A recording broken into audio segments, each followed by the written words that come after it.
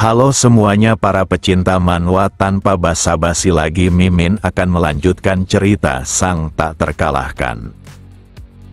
Cerita sebelumnya diakhiri dengan Jaeyan yang bersama dengan anak buahnya menyerang Kang Seon dan Aran menggunakan pengetahuan dari dunia luar yang pernah dijelajahinya. Akan tetapi semua itu tidaklah berguna di hadapan seni bela diri Kang Seon dan Jaeyan memutuskan untuk melarikan diri, bahkan menganggapnya sebagai master puncak yang telah berhasil mencapai ranah peremajaan karena tidak mungkin adanya anak muda sekuat itu. Siapa sangka dalam pelarian itu Jaeyan bertemu dengan kelompok yang dipimpin oleh Gunreo. Gadis ini tak menyangka akan bertemu dengan Sang Raja Emas secepat ini, bahkan dia terlihat terburu-buru. Dengan ini Gunreo menganggap jika Jaeyan telah mendapatkan kristal es, namun Jaeyan tak punya pilihan selain mengakui kegagalannya. Pria tua ini sedikit heran karena seorang master puncak Laut Utara tidak bisa mengalahkan Aran. Lalu Jaeyan menjawab jika dia tidak kalah melawan Aran, melainkan adanya seorang ahli tertinggi yang membantunya dan apakah mereka mengetahui siapa orang itu. Aran pun menanggapi jika orang yang dimaksud Jaeyan mungkin saja adalah tangsuk dari suku pedalaman yang dibawa oleh aliansi, tapi dia sudah mati oleh sang iblis Venom.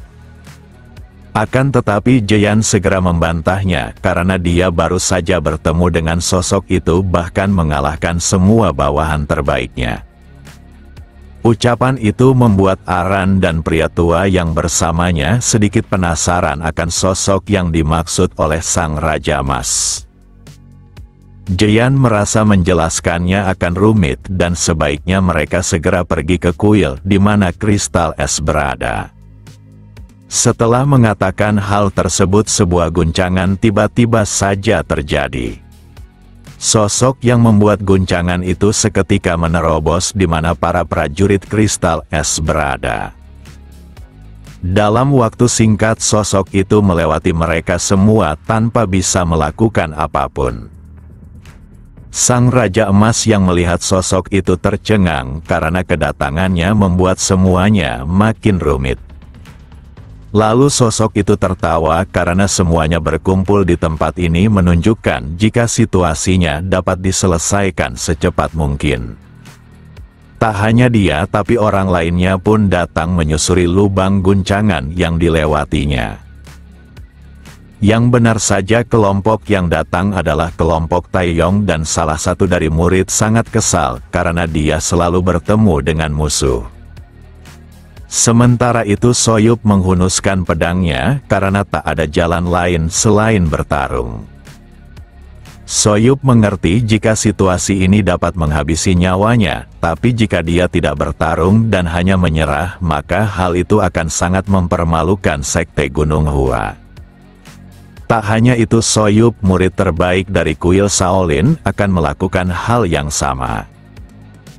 Lalu murid perwakilan dari sekte pengemis pun akan ikut melakukannya karena kehormatan generasi muda serta aliansi murim berada di tangan mereka. Di antara mereka hanya murid ini yang panik karena jika seperti ini maka mereka bisa saja mati, dan jika menyerah maka mereka masih bisa lolos asal bekerja sama disebabkan mereka adalah utusan aliansi. Pria ini adalah murid ke-6 dari sekte pengemis, dan jika ada rumor jika dirinya melarikan diri maupun menyerah, maka dia takkan bisa kembali karena telah membuang kehormatan sektenya. Maka dari itu dia akan bertarung sampai akhir karena inilah jalan seorang seniman bela diri. Pria ini menyebut jika mereka semua telah kehilangan akal karena pertarungan ini tak mungkin dimenangkan. Di sela itu dia mengingat ucapan Taeyong terhadapnya, di mana dia berasal dari keluarga Istana Selatan dengan nama besar yang dulunya dipenuhi harimau tapi sekarang hanya ada kucing kecil. Maka dari itu dia pun akan bertarung dan langsung menghunuskan pedangnya. Dia akan menunjukkan jika dirinya adalah seekor harimau dari Sekte Namgun. Pertarungan pun pecah dengan tak dapat terhindarkan lagi diiringi dominasi para generasi muda. Prajurit elit seperti ini takkan menghalangi mereka karena bagaimanapun mereka adalah murid terbaik dari tiap sekte besar. Sementara itu Gunreo dan yang lainnya masih bersikap tenang karena jumlah mereka sangat banyak dan kekalahan beberapa prajurit takkan berpengaruh. Di sela itu Taeyong mengungkapkan jika dirinya telah mendengar kabar jika kelompok yang dipimpin oleh Aran telah ternodai oleh campur tangan kultus iblis. Khususnya orang besar yang ditunjuknya, dan dengan ini maka Istana Es telah melakukan kejahatan besar dan bisa dianggap musuh oleh aliansi bela diri. Tak hanya itu, keterlibatan kultus iblis selalu saja disebabkan oleh dominasi bela diri dan sekarang Istana Es termasuk di dalamnya. Maka dari itu dirinya sebagai utusan serta inspektur aliansi bela diri akan menangkap mereka semua dan diadili atas kejahatannya.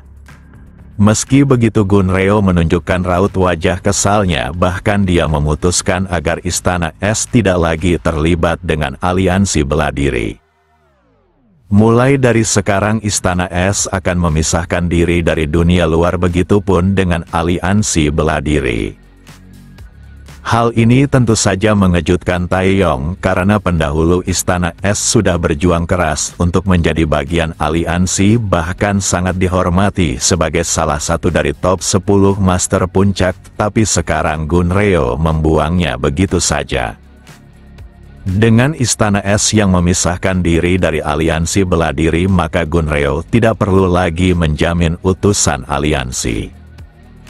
Taeyong tertawa karena gadis seperti Gunreo terlalu percaya diri, seakan dirinya lah yang memegang kendali. Di saat yang sama seseorang melesat maju dengan kecepatan tinggi melewati Gunreo. Siapa sangka sosok itu adalah sang iblis Venom dan dia akan mengakhiri hidup Taeyong. Taeyong takkan diam begitu saja, karena jika Venom kalah maka kemenangan ini akan menjadi milik aliansi.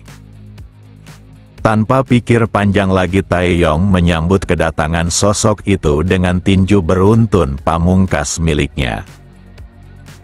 Hanya saja tinju miliknya berhasil dihentikan oleh Venom dan tekanan dari keduanya akan saling bertabrakan. Adu kekuatan pun dimulai dengan energi dari keduanya yang sangat hebat hingga mereka menjadi pusat perhatian dalam pertarungan ini. Namun iblis Venom enggan adu kekuatan dalam waktu yang lama dan memutuskan untuk melakukan serangan. Tendangan yang diarahkannya mengenai tepat ke perut Taeyong hingga memaksanya untuk mundur disertai rasa sakit yang hebat. Serangan itu sangat dahsyat dan Taeyong dilemparkan menabrak dinding.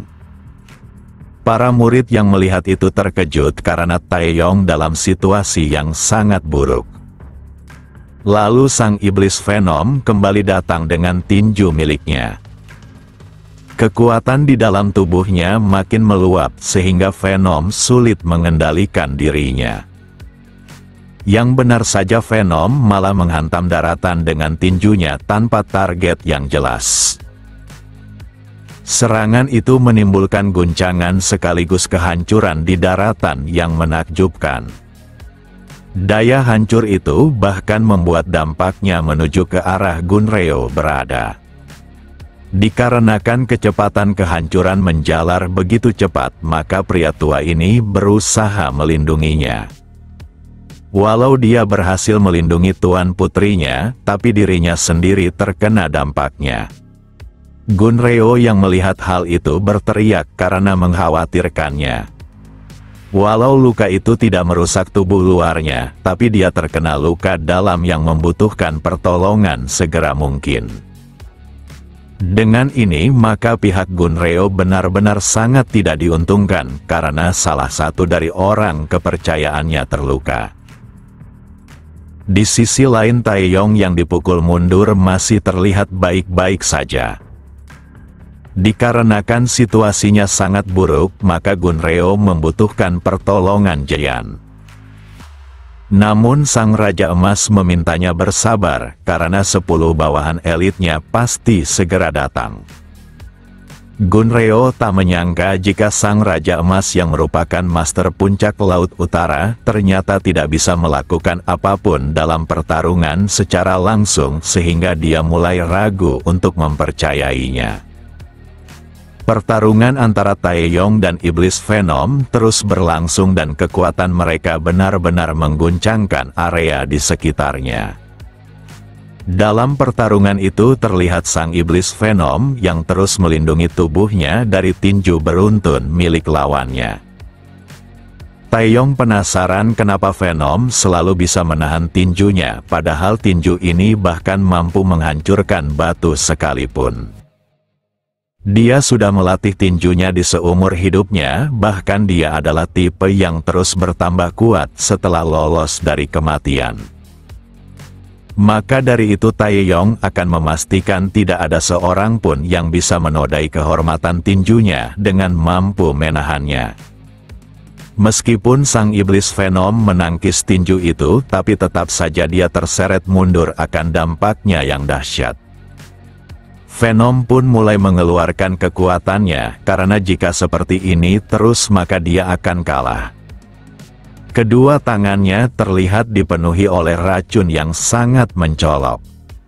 Di saat yang sama Taeyong mulai merasakan ada sesuatu yang aneh pada tubuhnya. Penglihatannya bahkan mulai memburuk dan jika pertarungan dilanjutkan, maka dia hanya akan menjadi mangsa empuk bagi musuhnya. Yang benar saja tangan Taeyong mulai terkena racun. Sebelumnya Taeyong telah lolos dari racun saat pertarungan pertama mereka, dan dia terpaksa melarikan diri, tapi sekarang dirinya terkena dampak racun menunjukkan jika racun ini memiliki efek yang lebih kuat dari sebelumnya.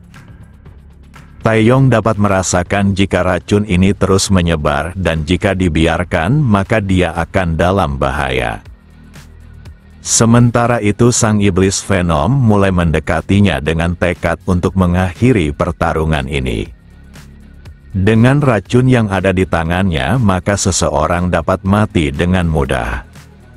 Dia pun melesat maju dengan kecepatan penuh untuk menusukkan tangannya secara langsung ke tubuh Taeyong.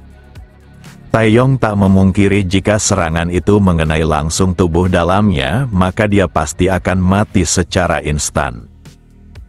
Akan tetapi siapa sangka dia akan melakukan hal tak terduga dengan mencengkram tangan racun lawannya. Sang Iblis Venom yang melihatnya terkejut karena serangan pamungkasnya ditangkap begitu saja. Sambil tersenyum Taeyong memberitahu jika dia pernah bertarung melawan sosok yang memiliki racun paling mematikan di dunia, jadi menahan racun seperti ini bukanlah hal mustahil. Walau dia tidak mampu menghilangkan efek racun, tapi dirinya memiliki tubuh yang sedikit spesial dengan selalu beradaptasi ketika lolos dari kematian. Dengan ini, maka dia memiliki sedikit kekebalan terhadap racun, sehingga alasan itulah yang membuatnya masih bisa bertahan sampai saat ini. Kemudian Taeyong menarik tangan Venom untuk memberinya pelajaran. Dengan ini, maka dia akan merusak keseimbangan lawannya sekaligus menghajarnya. Yang benar saja Taeyong melemparkan tubuh Venom ke tanah dengan sangat kuat. Tabrakan ini tak terhindarkan dan Venom harus menerima dampaknya. Tidak sampai di situ saja, Taeyong bahkan akan segera mengakhiri pertarungan karena sebentar lagi racun di tubuhnya akan melumpuhkannya.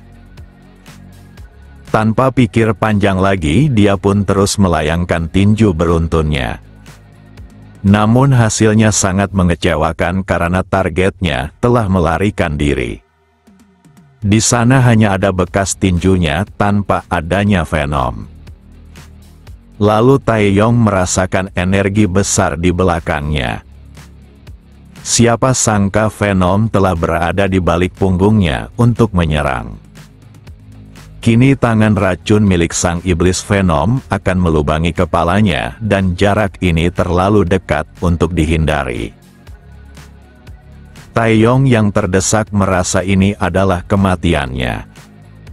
Tapi sebuah tendangan mengenai samping tubuhnya sehingga kepalanya lolos dari serangan sang iblis Venom. Kemudian sosok yang menyelamatkannya mencengkram tangan racun Venom secara langsung tanpa takut pada racunnya. Siapa sangka orang itu adalah Tang Suk dan dia akan menunjukkan siapa master racun terkuat yang sebenarnya di dunia ini.